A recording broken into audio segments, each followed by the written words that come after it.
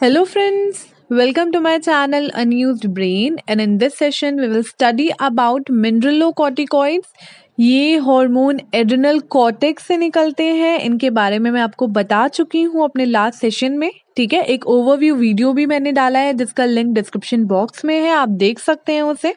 तो चलिए इसको स्टार्ट करते हैं।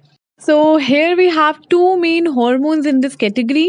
First is aldosterone, ठीक है, and the second one is deoxycorticosterone. ठीक है, aldosterone is the principal hormone जिसके बारे में हम पढ़ते हैं मेनली। ठीक है, इसी के बारे में आपको जानना है, क्वेश्चंस भी यहीं से आते हैं। Second point, it is secreted by zona glomerulosa. तो जोना ग्लोमेरुलोसा जोन से ये सिक्रीट होते हैं हमारे मिनरलोकॉर्टिकॉइड्स। नेक्स्ट पॉइंट है कि mineralocorticoid stimulated by ACTH and angiotensin. आपको पता है ACTH जो होते हैं वो एड्रिनल कॉर्टेक्स को टारगेट करते हैं और एंजियोटेंसिन का भी बहुत बड़ा हाथ है एल्डोस्टेरॉन रिलीज करवाने के लिए।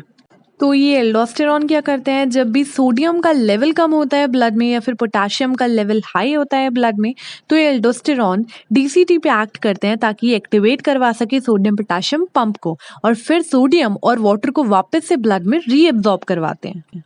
तो चलिए अब इसके फंक्शंस देख लेते हैं, और इसमें सबसे पहला फंक्शन है hormones are related with distribution of water in tissues and balance of electrolytes in body.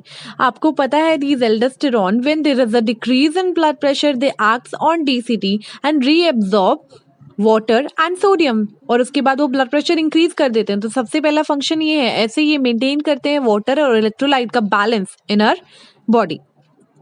Now the second point is it maintain high sodium level in blood, hypernatremia, salt retaining hormone. ठीक है, high sodium level blood में maintain करते हैं क्योंकि ज्यादा से ज्यादा sodium को वापस से रीअब्सॉर्ब करवाते हैं, इसलिए सॉल्ट रिटेनिंग हार्मोन भी कहलाते हैं। ठीक है, हाई सोडियम लेवल करवाते हैं हमारे ब्लड में।